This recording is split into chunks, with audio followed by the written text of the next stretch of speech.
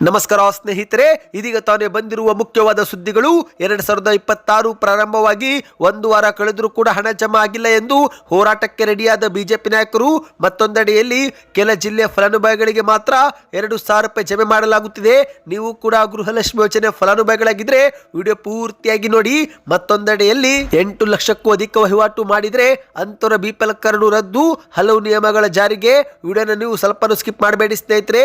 ನಿಮ್ಮ ಹತ್ತಿರ ಎಪಿಎಲ್ ಅಥವಾ ಬಿಪಿಎಲ್ ಪಡಿತರ ಚೀಟಿ ಇದ್ರೆ ವಿಡಿಯೋ ಪೂರ್ತಿ ನೋಡಿ. ಮತ್ತೊಂದೆಡೆಯಲ್ಲಿ ಕೋಗಿಲು ನಿರಾಶ್ರಿತರಿಗೆ ಮನೆ ಹಂಚಿಕೆ ಮಾಡಲು ಮುಂದಾದ ಸರ್ಕಾರ, ಆದರೆ ನಿಜವಾದ ಫಲಾನುಭವಿಗಳು ಹೋರಾಟಕ್ಕೆ ಇಳಿದಿದ್ದಾರೆ. ರಾಜ್ಯದ ಸರ್ಕಾರ 4 ಕಡೆಯಿಂದ ಇಕ್ಕಟ್ಟಲ್ಲಿ ಸಿಲುಕಿ ಹಾಕಿಕೊಂಡಿದೆ. ಏನಿದು ಮಾಹಿತಿ ನೋಡೋಣ. ಇನ್ನು ಕೇಂದ್ರ ಸರ್ಕಾರದ ಬಜೆಟ್ ಮಂಡನೆಗೆ ದಿನಾಂಕ ನಿಗದಿ, ರೈತರಿಗೆ 12,000 ರೂಪಾಯಿ ಜಮೆ ಮಾಡುವ ಪಿಎಂ ಕಿಸಾನ್ ಸಮ್ಮಾನ್ ಯೋಜನೆ ಬಗ್ಗೆ ಸಭೆ. ಎಲ್ಲ ಮಾಹಿತಿಗಳನ್ನ ಡೀಟೇಲ್ ಆಗಿ ನೋಡೋಣ. ಅದಕ್ಕಿಂತ ಮೊದಲು ನೀವು ನಮ್ಮ ಚಾನಲ್ಗೆ ಮೊದಲು ಬಾರಿ ಭೇಟಿ ಕೊಡುತ್ತಿದ್ರೆ ದಯವಿಟ್ಟು ಸಬ್ಸ್ಕ್ರೈಬ್ ಆಗಿ, ಪಕ್ಕದಲ್ಲಿ ಕಾಣಿಸೋ ಗಂಟೆ ಒತ್ತಿ. ಇದರಿಂದ ರಾಜ್ಯದ ಮುಖ್ಯವಾದ ಮಾಹಿತಿಗಳು ನಿಮಗೆ ಸಿಗುತ್ತವೆ. ವಿಡಿಯೋಗೆ ಲೈಕ್ ಮಾಡಿ ಮತ್ತು ವಿಡಿಯೋ ಪೂರ್ತಿಯಾಗಿ ನೋಡಿ. ಬನ್ನಿ ಸ್ನೇಹಿತರೆ, ಎಲ್ಲ ಮಾಹಿತಿಗಳನ್ನ ಡೀಟೇಲ್ ಆಗಿ ನೋಡೋಣ. ನೀವು ಕೂಡ ಗೃಹಲಕ್ಷ್ಮಿ ಯೋಜನೆ ಫಲಾನುಭವಿಗಳಾಗಿದ್ರೆ ಈ ಒಂದು ವಿಡಿಯೋ ಪೂರ್ತಿಯಾಗಿ ನೋಡಿ. ಹೌದು, ಹೊಸ ವರ್ಷ ಬೆನ್ನಲ್ಲೇ ರಾಜ್ಯ ಸರ್ಕಾರದ ವಿರುದ್ಧ ಬಿಜೆಪಿ ನಾಯಕರು ಹೋರಾಟಕ್ಕೆ ರೆಡಿಯಾಗುತ್ತಿದ್ದಾರೆ. ಜನವರಿ 5ರಂದು ರಾಜ್ಯದ ಬಿಜೆಪಿ ಕೋರ್ ಕಮಿಟಿ ಸಭೆ ಮಾಡಿದ್ದು, ಸಭೆಯಲ್ಲಿ ಡ್ರಗ್ ಮಾಫಿಯಾ ಮತ್ತು ಕನ್ನಡಿಗರಿಗೆ ಆಗುತ್ತಿರುವ ಅಪಮಾನ ಮತ್ತು ಗೃಹಲಕ್ಷ್ಮಿ ಯೋಜನೆ ಸೇರಿದಂತೆ ಹಲವು ಅಕ್ರಮಗಳ ವಿಚಾರ ಕುರಿತಂತೆ ಸಮಗ್ರ ಚರ್ಚೆ ಮಾಡಲಾಗಿದೆ. ಶೀಘ್ರವೇ ರಾಜ್ಯಾದ್ಯಂತ ಹೋರಾಟ ಮಾಡಲು ಬಿಜೆಪಿ ರೂಪುರೇಷೆಗಳನ್ನು ನಿರ್ಧರಿಸುತ್ತಿದೆ ಎಂದು ಬಿಜೆಪಿಯ ರಾಜ್ಯಾಧ್ಯಕ್ಷ ಬಿ.ವಾ. ವಿಜೇಂದ್ರ ಅವರು ತಿಳಿಸಿದ್ದಾರೆ. ಹೌದು ಸ್ನೇಹಿತರೆ, ಬೆಂಗಳೂರಲ್ಲಿ ಸುದ್ದಿಗಾರರೊಂದಿಗೆ ಮಾತನಾಡಿರುವಂತಹ ವಿಜೇಂದ್ರ ಅವರು, ರಾಜ್ಯದಲ್ಲಿ ಕಾಂಗ್ರೆಸ್ ಸರ್ಕಾರದ ನೀತಿ ಮತ್ತು ನಿಯಮಗಳಿಂದ ಕರ್ನಾಟಕದ ಜನರಲ್ಲಿ ಅಸಮಾಧಾನ ಉಂಟಾಗಿ ದಂಗೆ ಏಳುವಂತಹ ಸ್ಥಿತಿ ನಿರ್ಮಾಣವಾಗಿದೆ. ಬೆಂಗಳೂರಿನ ಕೋಗಿಲು ಬಡಾವಣೆಯಲ್ಲಿ ಅಕ್ರಮ ಮನೆ ತೆರವು ವಿಚಾರದಲ್ಲಿ ಮುಖ್ಯಮಂತ್ರಿ ಮತ್ತು ಉಪಮುಖ್ಯಮಂತ್ರಿಯವರು ಯೂ-ಟರ್ನ್ ಹೊಡೆದಿದ್ದಾರೆ. ಅಕ್ರಮವಾಗಿ ಮನೆ ಮಾಡಿಕೊಂಡವರಿಗೆ ಈಗ ಬೈಯಪ್ಪನಹಳ್ಳಿಯಲ್ಲಿ ರಾಜೀವ್ ಗಾಂಧಿ ಹೌಸಿಂಗ್ ಸೊಸೈಟಿಯ ಮನೆ ಕೊಡುತ್ತಿದ್ದಾರೆ ಎಂದು ಮಾಧ್ಯಮಗಳ ಮುಂದೆ ಕಿಡಿಕಾರಿದ್ದಾರೆ. ಗೃಹಲಕ್ಷ್ಮಿ ಯೋಜನೆ ಜಾರಿಗೆ ಮಾಡಿದ್ದಾರೆ, ಆದರೆ ಸರಿಯಾಗಿ ಹಣ ಜಮೆ ಆಗುತ್ತಿಲ್ಲ. ಈ ಒಂದು ಹಿಂದೆ ರಾಜ್ಯದಲ್ಲಿ ರೈತರು ಅತಿವೃಷ್ಟಿಯಿಂದ ಸಂಕಷ್ಟಕ್ಕೆ ಸಿಲುಕಿಕೊಂಡಾಗ ಮುಖ್ಯಮಂತ್ರಿಗಳಿಂದ ಪರಿಹಾರ ರೈತರು ನಿರೀಕ್ಷೆ ಮಾಡುತ್ತಿದ್ರು. ಆದರೆ ಸಿಎಂ ಅವರು ರೈತರ ಸಂಕಷ್ಟಕ್ಕೆ ಸ್ಪಂದಿಸುವ ಬದಲು ಕೇಂದ್ರ ಸರ್ಕಾರದ ಕಡೆಗೆ ಬೆರಳು ತೋರಿಸಿ ಕುಳಿತು ಬಿಟ್ಟರು ಎಂದು ವಿಜೇಂದ್ರ ಅವರು ಕಿಡಿಕಾರಿದ್ದಾರೆ. ಇದೀಗ ಸಿದ್ದರಾಮಯ್ಯನವರು ನಾಡಿನ ರಾಜ್ಯದ ಮುಖ್ಯಮಂತ್ರಿ ಎಂಬುದನ್ನು ನೆನಪಿಸಬೇಕಾದ ಪರಿಸ್ಥಿತಿ ಬಂದಿರುವುದು ನಮ್ಮ ದುರ್ದೈವ. ಕನ್ನಡಿಗರ ಹೊಟ್ಟೆ ಮೇಲೆ ಹೊಡೆಯುವ ಕೆಲಸಕ್ಕೆ ಕೈ ಹಾಕುತ್ತಿರುವುದು ನಾಡಿನ ದುರಂತ ಎಂದು ಬಿ.ವಾ. ವಿಜೇಂದ್ರ ಅವರು ಬೇಸರ ವ್ಯಕ್ತಪಡಿಸಿದ್ದಾರೆ. ಅಂದ ಹಾಗೆ ಸ್ನೇಹಿತರೆ, ಗೃಹಲಕ್ಷ್ಮರಿಗೆ ಗುಡ್ ನ್ಯೂಸ್ ಬಂದಿದೆ. ಹೌದು, ಕೆಲ ಜಿಲ್ಲೆಯ ಫಲಾನುಭವಿಗಳಿಗೆ ಹಣ ಜಮಾ ಆಗುವುದು ಶುರುವಾಗಿದೆ. ಸೆಪ್ಟೆಂಬರ್ ತಿಂಗಳ 24ನೇ ಕಂತು ಬೆಳಗಾವಿ ಸೇರಿದಂತೆ ಗದಗ, ಹಾವೇರಿ ಮತ್ತು ಬಾಗಲಕೋಟೆಯ ಫಲಾನುಭವಿಗಳಿಗೆ ಹಂತ ಹಂತವಾಗಿ ಜಮೆ ಆಗ್ತಾ ಇದೆ. ಹೌದು, ಹಾವೇರಿ ಜಿಲ್ಲೆ ಫಲಾನುಭವಿಗಳಿಗೆ ಡಿಸೆಂಬರ್ 29ರಿಂದಲೇ ಹಣ ಜಮೆ ಆಗುತ್ತಿದ್ದು, ಇತ್ತ ಬೆಳಗಾವಿ ಮತ್ತು ಗದಗ ಸೇರಿ ಬಾಗಲಕೋಟೆ ಫಲಾನುಭವಿಗಳಿಗೆ ಜನವರಿ 1ರಿಂದ ಹಣ ಜಮಾ ಆಗ್ತಾ ಇದೆ. ನಿಮ್ಮ ಬ್ಯಾಂಕ್ ಖಾತೆಗೆ 2,000 ರೂಪಾಯಿ ಜಮಾವಾಯ್ತಾ? ಕಮೆಂಟ್ ಮಾಡಿ ಸ್ನೇಹಿತರೆ. ರಾಜ್ಯದ ಎಲ್ಲ ಜಿಲ್ಲೆಗಳ ಖಾತೆಗೆ ಹಣ ಬಂದಿದೆಯೋ ಇಲ್ಲೋ ಗೊತ್ತಿಲ್ಲ, ಆದರೆ ಉತ್ತರ ಕರ್ನಾಟಕದ ಕೆಲ ಜಿಲ್ಲೆಗಳಿಗೆ ಹಣ ಜಮಾ ಆಗುವುದು ಶುರುವಾಗಿದೆ. ನಿಯಮದ ಪ್ರಕಾರ ಪ್ರತಿ ತಿಂಗಳಿಗೊಮ್ಮೆ ಗೃಹಲಕ್ಷ್ಮಿ ಯೋಜನೆ ಹಣ ಜಮೆ ಆಗಬೇಕಾಗಿತ್ತು, ಆದರೆ ಕಳೆದ 3-4 ತಿಂಗಳಿನಿಂದ ಹಣ ಜಮಾ ಆಗಿಲ್ಲ. ಆದರೆ ಹೊಸ ವರ್ಷದ ಸಮಯದಲ್ಲಿ 2,000 ರೂಪಾಯಿ ಬಂದಿದ್ದಕ್ಕೆ ಮತ್ತೊಮ್ಮೆ ಈಗ ಫಲಾನುಭವಿಗಳು ಸಂತೋಷ ವ್ಯಕ್ತಪಡಿಸಿದ್ದಾರೆ.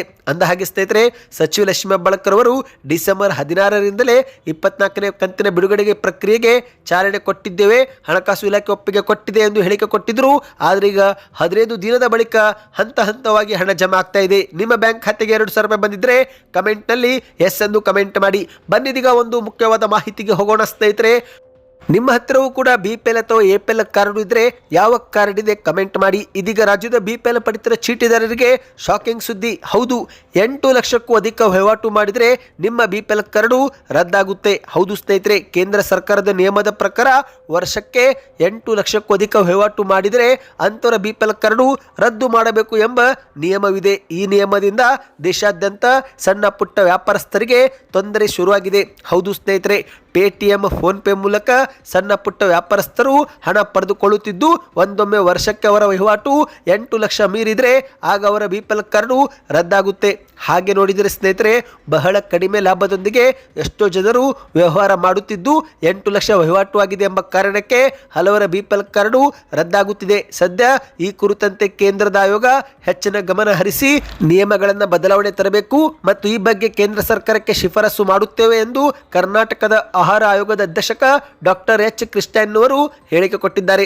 ಅಂದಹಾಗೆ ಸ್ನೇಹಿತರೆ, ಇಂದು ಎಷ್ಟೋ ಜನರು ಅರ್ಹರಾಗಿದ್ದರೂ ಕೂಡ BPL ಕಾರ್ಡು ಪಡೆದುಕೊಳ್ಳಲು ಸಾಧ್ಯವಾಗುತ್ತಿಲ್ಲ. ಹೌದು, ಕೇಂದ್ರ ಸರ್ಕಾರದ ಮತ್ತೊಂದು ನಿಯಮದಿಂದ ಎಷ್ಟೋ ಜನರ BPL ಕಾರ್ಡು ತಿರಸ್ಕೃತ ಮಾಡಲಾಗಿದೆ.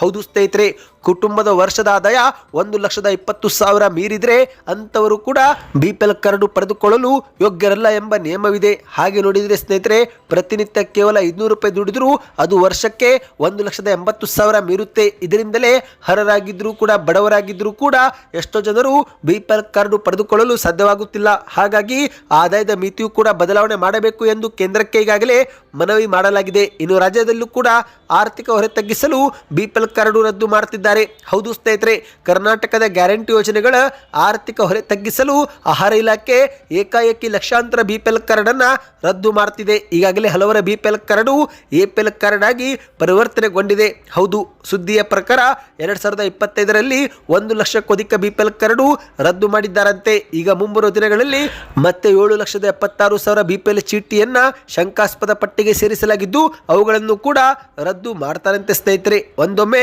ನೀವು ನಿಜವಾಗಲೂ ಅರ್ಹರಾಗಿದ್ದರೂ ಕೂಡ ನಿಮ್ಮ BPL ಕಾರ್ಡು ರದ್ದಾದರೆ ಆಗ ನೀವು 15 ದಿನಗಳೊಳಗೆ ಅಗತ್ಯ ದಾಖಲೆಗಳೊಂದಿಗೆ ತಹಶೀಲ್ದಾರ್ಗೆ ಭೇಟಿ ಕೊಟ್ಟು ಅರ್ಜಿ ಸಲ್ಲಿಕೆ ಮಾಡಿದರೆ ಆಗ ಮತ್ತೆ ನಿಮಗೆ BPL ಕಾರ್ಡು ಕೊಡುವುದಾಗಿ ಆಹಾರ ಸಚಿವ KH ಮುನಿಯಪ್ಪನವರು ತಿಳಿಸಿದ್ದಾರೆ. ಆದರೆ ಸ್ನೇಹಿತರೆ, ಪರಿಶೀಲನೆ ಆದ ಬಳಿಕವೇ BPL ಕಾರ್ಡು ಕೊಡಲಾಗುತ್ತೆ. ಬನ್ನಿದೀಗ ಮತ್ತೊಂದು ಮುಖ್ಯವಾದ ಮಾಹಿತಿಗೆ ಹೋಗೋಣ. ಬೆಂಗಳೂರಿನ ಯಲಹಂಕದ ಕೋಗಿಲು ಲೇಔಟ್ ನಿವಾಸಿಗಳಿಗೆ ಮನೆ ಹಂಚಿಕೆ ಮಾಡಲು ಮುಂದಾದ ಸರ್ಕಾರ, ಆದರೆ ಸರ್ಕಾರದ ನಿರ್ಧಾರಕ್ಕೆ ಇದೀಗ ಸರ್ಕಾರವೇ ಇಕ್ಕಟ್ಟಿಗೆ ಸಿಲುಕಿಕೊಂಡಿದೆ. ಹೌದು ಸ್ನೇಹಿತರೆ, ಯಲಹಂಕದ ಕೋಗಿಲು ಬಡಾವಣೆಯ ಆಕ್ರಮ ಮನೆಗಳ ತೆರವು ವಿಚಾರ ಇದೀಗ ರಾಜ್ಯ ಸರ್ಕಾರವನ್ನ 4 ಕಡೆಯಿಂದ ಇಕ್ಕಟ್ಟಿಗೆ ಸಿಲುಕಿಕೊಳ್ಳುವಂತೆ ಮಾಡಿದೆ. ಹೌದು, ಮೊದಲನೇದಾಗಿ ಇದ್ದಂತ ಮನೆಗಳನ್ನ ತೆರವು ಮಾಡಿದ್ದು, ಎರಡನೇದಾಗಿ ಕೇರಳದ ಮುಖ್ಯಮಂತ್ರಿ ಪಿನರಾಯಿ ವಿಜಯನ್ ಮಧ್ಯಪ್ರವೇಶ ಮಾಡಿ ರಾಜ್ಯ ಸರ್ಕಾರವನ್ನ ಬುಲ್ಡೋಜರ್ ನೀತಿಯ ಸರ್ಕಾರ ಎಂದು ಟೀಕೆ ಮಾಡಿದ್ದು, ಮೂರನೇದಾಗಿ ಅಲ್ಲಿ ವಾಸ ಮಾಡಿದ್ದಂತ ಜನರು ಬಾಂಗ್ಲಾ ನಿವಾಸಿಗಳು ಎಂಬ ಆರೋಪ.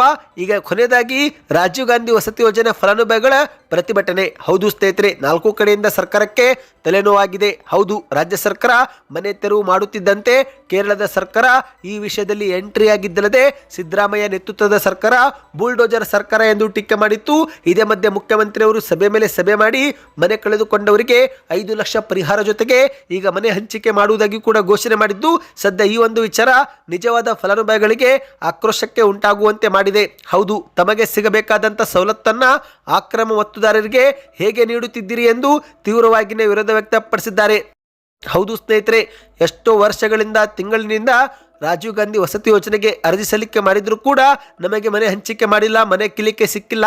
ಆದರೆ ಈಗ ಏಕಾಏಕಿ ನಮಗೆ ಸಿಗಬೇಕಾದಂಥ ಸವಲತ್ತು ಆಕ್ರಮ ಒತ್ತುದಾರರಿಗೆ ಹೇಗೆ ಕೊಡ್ತಿದ್ದೀರಾ ಎಂದು ರಾಜ್ಯ ಸರ್ಕಾರದ ವಿರುದ್ಧ ನಿಜವಾದ ಹೌಸಿಂಗ್ ಸೊಸೈಟಿಯ ಫಲಾನುಭವಿಗಳು ಆಕ್ರೋಶ ವ್ಯಕ್ತಪಡಿಸಿದ್ದಾರೆ. ಹೌದು, ಬೆಂಗಳೂರಿನ ನೃಪತುಂಗ ರಸ್ತೆಯಲ್ಲಿರುವ ರಾಜೀವ್ ಗಾಂಧಿ ವಸತಿ ನಿಗಮದ ಕಚೇರಿ ಮುಂದೆ ನೂರಾರು ಫಲಾನುಭವಿಗಳು ಪ್ರತಿಭಟನೆ ಮಾಡಿದ್ದಾರೆ. ಸ್ನೇಹಿತರೆ, ಯಲಹಂಕದ ಕೋಗಿಲು ಬಡಾವಣೆಯ ಆಕ್ರಮ ನಿವಾಸಿಗಳಿಗೆ ಸರ್ಕಾರ ಪುನರ್ವಸತಿ ಕಲ್ಪಿಸಿಕೊಡಲು ಮುಂದಾಗಿರುವ ವಿಚಾರ ಸರಿಯಲ್ಲ ಎಂದು ತರಾಟೆಗೆ ತೆಗೆದುಕೊಂಡಿದ್ದಾರೆ. ನಮಗೆ ಸಿಗಬೇಕಾದಂಥ ಸವಲತ್ತು ಆಕ್ರಮ ಒತ್ತುದಾರರಿಗೆ ಹೇಗೆ ನೀಡುತ್ತಿದ್ದೀರಾ ಎಂದು ಪ್ರಶ್ನೆ ಮಾಡಿದ್ದಾರೆ. ಸ್ನೇಹಿತರೆ, ರಾಜೀವ್ ಗಾಂಧಿ ವಸತಿ ನಿಗಮದ ಯೋಜನೆಗಳಲ್ಲಿ ಮನೆ ಹಂಚಿಕೆ ಆದರೂ ಕೂಡ ನಮ್ಮ ಕೈ ಇದುವರೆಗೆ ಸೇರಿಲ್ಲ, ಆದರೆ ನೀವು ಏಕಾಏಕಿ ಮನೆ ಕಳೆದುಕೊಂಡವರಿಗೆ ಹೇಗೆ ಕೊಡ್ತಿದ್ದೀರಾ ಎಂದು ಕಿಡಿಕಾರಿದ್ದಾರೆ. ಬನ್ನಿ ಸ್ನೇಹಿತರೆ, ಕೊನೆಯ ಮಾಹಿತಿಗೆ ಹೋಗೋಣ.